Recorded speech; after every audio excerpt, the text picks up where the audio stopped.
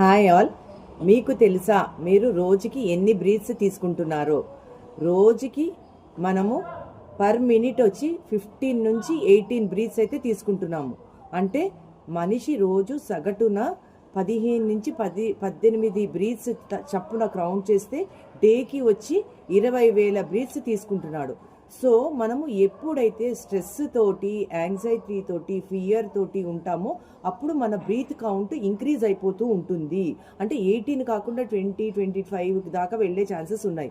So దీని వలన మన బయలాజికల్ ఏజ్ అనేది తగ్గకుండా పెరుగుతుంటుంది. అంటే మన లైఫ్ స్పాన్ తగ్గిపోతూ ఉంటుందన్నమాట. సో ఎప్పుడైతే మనము కూల్గా ఉండి, కామ్గా ఉండి, మెడిటేటివ్ మోడ్లో ఉంటామో మన ఏజ్ అనేది, లైఫ్ స్పాన్ అనేది పెరుగుతూ ఉంటుంది. మన బ్రీతింగ్ అనేది తగ్గుతూ ఉంటుంది. బ్రీతింగ్ తగ్గుతూ ఉంటే లైఫ్ స్పాన్ పెరుగుతుంది, బ్రీతింగ్ పెరుగుతూ ఉంటే లైఫ్ స్పాన్ తగ్గుతూ ఉంటుంది. సో ఇది తెలుసుకొని మన బయలాజికల్ ఏజ్ అని అంటే, ఫర్ ఎగ్జాంపుల్ మనం జిమ్కి వెళ్ళి కొన్ని పెద్ద మెషిన్స్ ఉంటాయి అక్కడ, దాంట్లో మనము అన్ని మన హైట్, వెయిట్, ఏజ్ అన్నీ ఇచ్చామనుకోండి. మీ ఏజ్ అయితే ఇప్పటికి 50 years, కానీ మీరు చూడడానికి మీ బయలాజికల్గా అంటే మీరు ఇన్నర్ పార్ట్స్ అన్నీ కూడా మీకు 60 నుంచి 72 దాకా కనిపిస్తాయి ఒక్కొక్కసారి.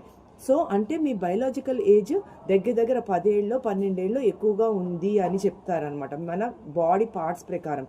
సో మనము ఆ ఏజ్ని తగ్గించుకోవాలి అని అంటే ఈ బ్రీత్ ప్యాటర్న్ని చాలా చక్కగా తక్కువ చేస్తూ ఉంటే, అంటే రోజుకి పర్ మినిట్ 15 కాకుండా 10 or 12, అంటే డైలీ మనం 24 hours బ్రీత్ మీద కాన్సన్ట్రేట్ చేయలేం కనుక ఒక ½ an hour మెడిటేటివ్ మోడ్లో కూర్చుని బ్రీత్ మీద కాన్సన్ట్రేట్ చేసి ఆ ½ an hour టైంలో అంటే 30 minutesలో మనము 1 minute 10 బ్రీత్సే, ఇంకా తక్కువ 8 బ్రీత్స్ అలా చేయగలిగాము అని అంటే అప్పుడు మనకి ఓవరాల్గా డేలో బ్రీత్ కౌంట్ అనేది తగ్గుతూ ఉంటుంది. అలాంటప్పుడు పర్ ఇయర్ మనకి 1 to 2 years మన బయలాజికల్ ఏజ్ తగ్గడం జరుగుతుంది.